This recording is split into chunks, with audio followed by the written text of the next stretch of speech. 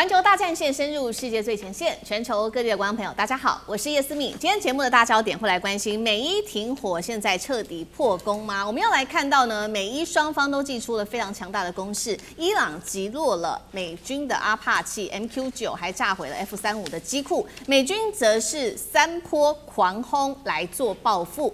這一場戰爭，我們今天持續的一起來做關注。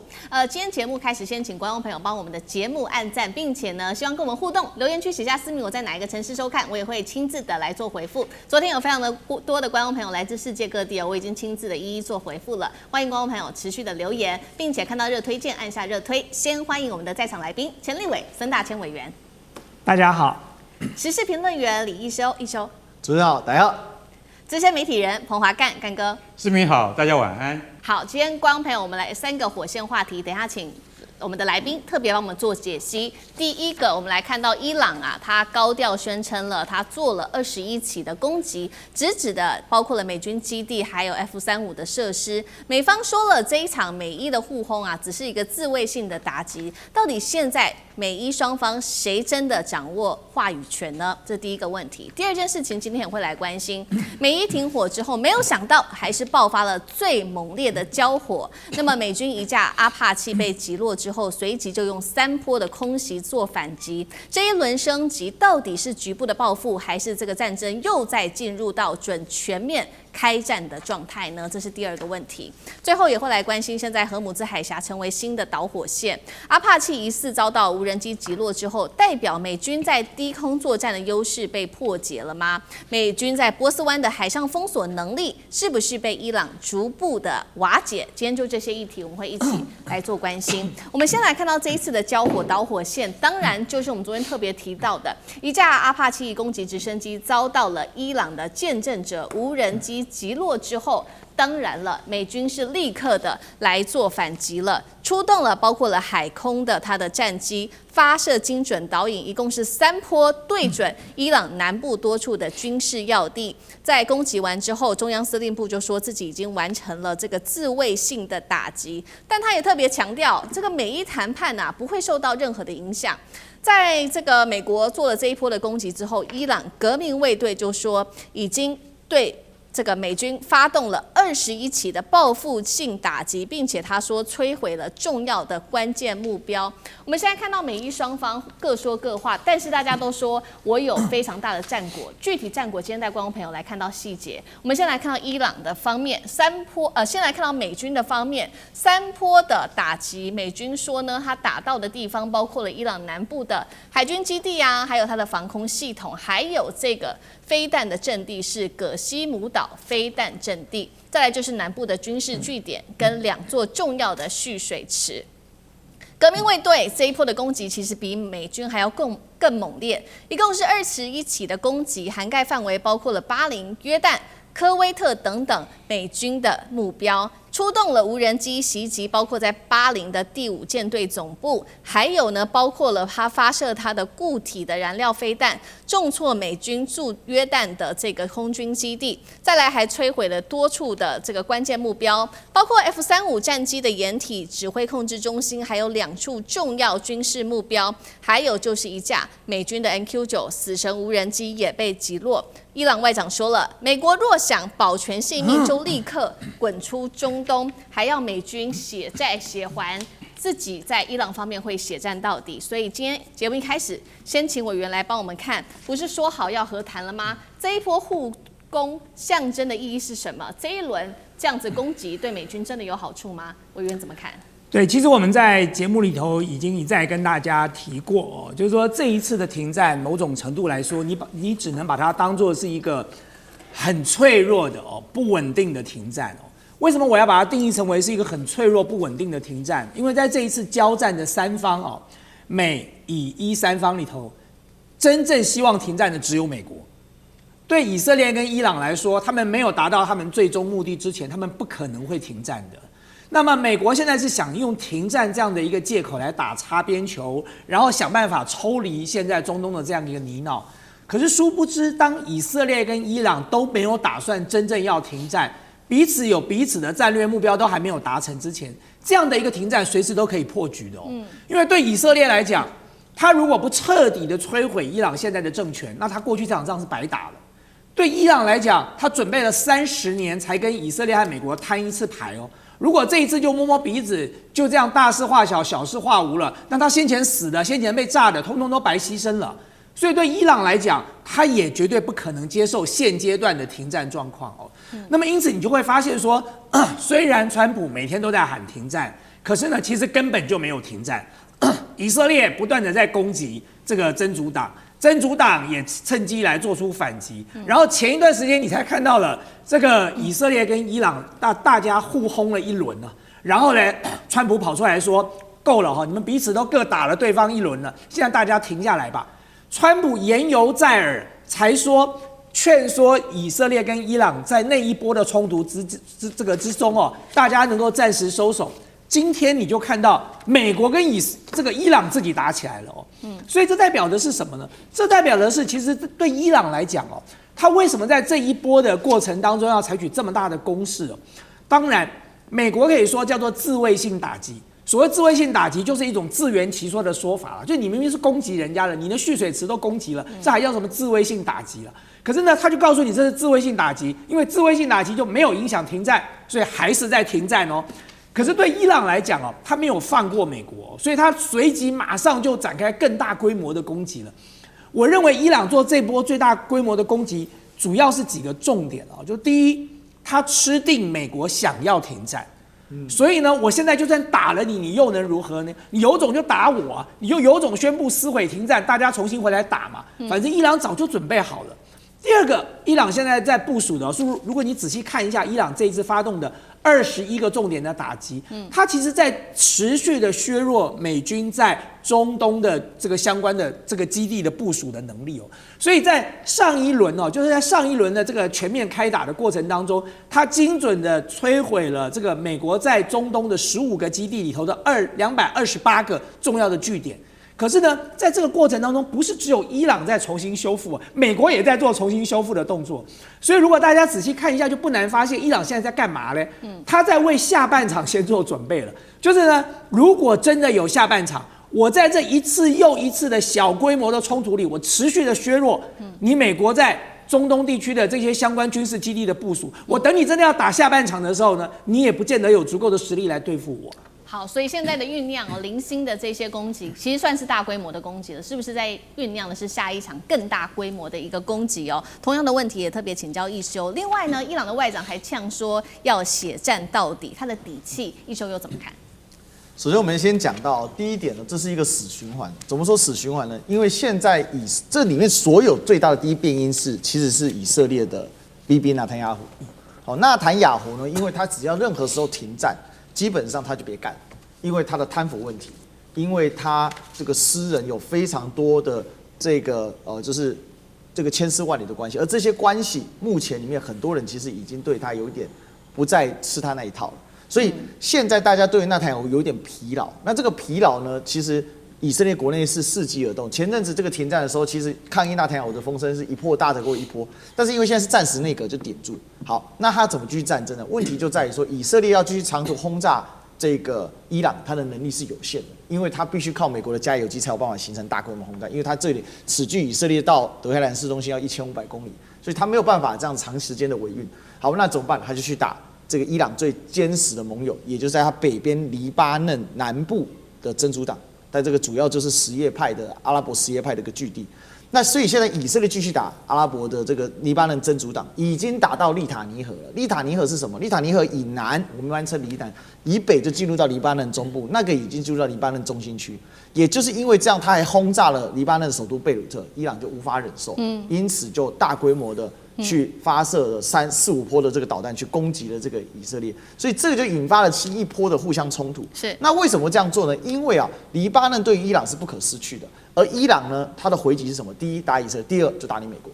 因為我打你美國，你美國才去拉住這個以色列嘛。我炸以色列也太遠，所以我雖然有一些，比如說尼什飛彈啊，這幾種比較長程飛彈，但基本上來說，對於這個載彈量還有這個密集度的覆蓋來說，它還是不夠，沒辦法給予以色列足夠的壓力。而且以色列背後又是美國源源不斷的攻擊這個武器嘛。所以這個是形成了一個死循環，就是以色列打黎巴嫩真主黨，黎巴嫩真主黨讓伊朗透過打美國來牽制，而再壓迫美國再去牽制以色列。但這裡面沒有任何人是斷點的話，那完蛋，就是不斷的在那邊尋找。這是第一點。第二點，此消彼長。剛才這個大千委員有提到一個問題啊，伊朗跟美國都在做準備，做第二下半場的準備。但是下半場準備靠什麼？靠工業能力。雖然大家看起來伊朗有點窮，但大家不要忘了，伊朗的工業化是在上世紀1970年代就已經做初步的完成。伊朗擁有整個中東世界唯一全產業鏈，主要的8大門類它通通都有。虽然它的科技能力因為長期的制裁，可能一般来說我們預估停留在2000年或者1990年代，當然個別門類還不錯，比如說飛彈能力。所以伊朗的工業能力是能夠自產自銷的。伊朗幾乎所有的礦產，主要礦產它幾乎都有，包含鈾。它只有唯一就是鋁土稍微少了一點，但是這影響不大嘛。哦，主要呢，你有鋼鐵那個事情就解決了。它有最多的石油，它是世界上原油儲備第3多的國家。哦，那也是世界上的天然气儲備第2多的国家，所以它的工业原材料它是源源不絕的。大家知道旁邊的阿富汗、巴基斯坦，甚至像是伊拉克，很多都是大量的使用伊朗的工業產製品。所以此消彼長在哪裡？我可以不斷的工業再起造血能力，而你美國啊，去工業化太久了。你光是要補充彈藥，你看台灣現在光排隊啊，說要排這個薩德菲，要等5年啊，5年還是基礎的，所以這此消彼長，我不怕再跟你衝突嘛。第3點哦，這個川普現在最在乎的是什麼？川普訪華取得一個最大的成果就是3個 B，Beyond Beef Boy，Beyond 這個大豆 ，Beef 牛肉，這都是紅脖子州要的，好，這是川普的基本盤，共和黨基本盤，農業州，波音、北卡州的重要產線，這個是搖擺州。要落實這些具體的成果，那就必須要趕快停戰，專注回到經濟發展，因為這是習川會的具體成果，要趕快帶回去。所以這裡面就是川普着急，那伊朗就是利用你這個着急，讓你去壓迫以色列，因為只有納坦雅胡停下來，這整場中東戰局才有停下來的可能性。所以這個就是所謂的伊朗底氣，既有自身工業能力，也有在這個大戰略形勢上的過程，還有看穿了川普現在的急眼。好，剛剛特別看到的是這個伊朗的底氣有3大底氣，那我們再來看到伊朗其實還有另外一個關鍵底氣，等一下請幹哥來特別幫我們看，這個地點就是在荷姆茲海峽，因為呢我們要來特別做觀察的事情是不是伊朗現在已經掌握，特別是在荷姆茲海峽這邊低空的一個空軍的優勢哦，讓美國是暴露在伊朗的它的這個包圍之下，原因是因為我們來看到阿帕契這一次，我們剛剛特別提到了嘛，它墜落在荷姆茲海峽。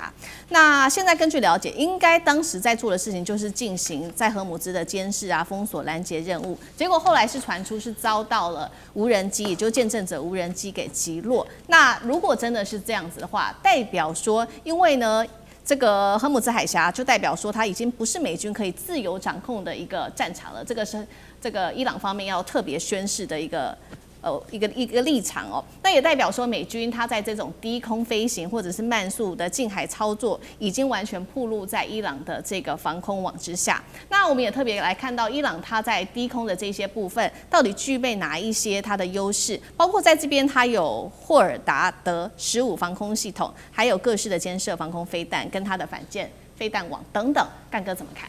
好，你要看到說。我們第一時間我們就想到說，這個一定是被肩射飛彈擊落的，就是單兵武器，對不對？或者它是被比較低空的防空飛彈系統給打下來的。照理講，這才比較符合我們的研判。可是這一次，大家可以注意看川普的講話，以及就是說我們現在可以看到美國中央司令部他們的釋出的一些訊息，雖然不多，但大家看到我特別帶了這一架 AH-64E。來給大家看啊，這個就是阿帕契直升機。從上面看，它就是長弓雷達。長弓雷達可以看到多遠？它可以看到40到50公里之外的目標。也就是說，我可以看到很遠的地方。然後為什麼會有長弓雷達的意思？就是說，其實阿帕契它都是停在樹梢的高度，所以說你常常會讓敵軍看不到，這就是它的優勢。等到它已經算好你的距離的時候，它發射。他用他的光電頭在這邊，他發射他的光電頭，用雷射測距儀測出距離之後，然後他就會指揮這下面的地獄火飛彈進行攻擊，一次帶了16枚。大家看到16枚嗎？這是4枚，旁邊還有再8枚，總共有16枚，就代表他可以對付16個目標。在正常的狀態下，他在烏克蘭跟俄羅斯的戰場上面，它是對付坦克用的，所以它為什麼叫坦克殺手？那像這樣子的直升機，所以它常常飛到荷姆茲海峽的上空，它也是低空飛的。所以在這種情況之下，你要把它打下來，不是那麼容易的事情。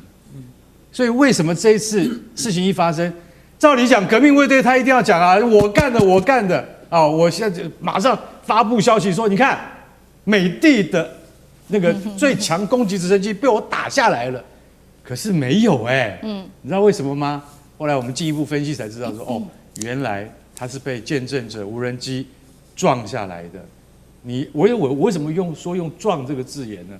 因為說一句實在話，他因為如果說是見證者知道他在哪裡而去攻擊他的話，那你大可公布戰果。可是這一次連阿帕契的飛行員都沒有受到紅外線警告，沒有受到紅外線警告就是什麼意思呢？就是說來打我的不是飛彈。於是無人機的紅外線訊號跟軌跡很低，所以不是被飛彈打到的，而是被無人機給打到的。這就完全顛覆了我們的觀念。什麼意思？現在可以用無人機來打你，這件事情在俄烏戰場上已經發生了，所以美國沒有提供太多的那個阿帕契直升機給烏克蘭。為什麼？他知道沒有用，碰到無人機必死的啊，穩死無疑。但是這次在伊朗，在荷姆茲海峽上面驗證了說，原來見證者可以打阿帕契這件事情，你就會覺得說，這完全是顛覆了我們的想象，可以打得到你哦。而且我跟你講，那麼小小的一架，竟然可以把這一架高達2000萬美金的直升機給揍下來。然後說句實在話，革命衛隊他們自己也是在盤算說，奇怪，我們到底放出幾架，在什麼空域，在什麼情況之下打中了這架直升機，而這架直升機上面的飛行員怎麼沒有回避，怎麼沒有發現無人機？代表什麼？代表無人機根本防不勝防嘛！你算不到它的距離，你算不到它的方位，跟算不到它的軌跡，所以你才會被它打中。所以這件事情是非常重要的。然后再來一點呢，就是說為什麼這2名直升機的飛行員竟然，通常來講的話，只要被那個就是說飛彈啊，不管啊任何的武器打到啊，大概上面的飛行員都不會倖存的。為什麼？因為他沒有彈射椅，他彈不出去。他一彈射出去，一定是打到自己的螺旋槳。是。所以坦白講，直升機飛行員是非常危險的。然而他們就這一次啊，終於可以跌在海裡面2個小時之內被美軍自己救回去。這又是另外一章。什麼一章？就是說直升機飛行員他竟然可以死裡逃生，而且他死裡逃生是誰救他的？是無人艇救他的。這件事情是很大的戰術意義。為什麼？因為無人艇來救我啊，通常都是要有人的吧，不然你怎麼知道他落在哪裡呢？因為他们的信標做得非常的好，就是說他的信號的，他可以發射信標大概48小時，結果他在水裡面泡了2個人一起抱在一起泡了2個鐘頭之後就被找到了，被找到之後由無人艇救回來。這在我們所有觀察家裡面的視角裡面，這是一個非常重要的重點，因為這個 Chronic Corsair 就是克羅尼克海盜式無人艇，才7公尺那麼長而已，那麼小一台，竟然可以把2個人給載回來，這又改變了當地的一個戰術的態勢。不過無論如何，結論是說，今天如果說伊朗的無人機可以輕易的就把 AH-64給打下來的話，那伊朗還有很多秘密武器，你可不知道。所以我覺得美國刻意在淡化這件事情，然後接下來的發展就會更加的耐人尋味了。好，謝謝幹哥。那我們休息一下，馬上回來。地緣政治、美中之爭、戰略價值、強權崛起、小國生存，現在與未來洞悉事件走向，掌握世界脈動，全球觀點盡在環球大戰線。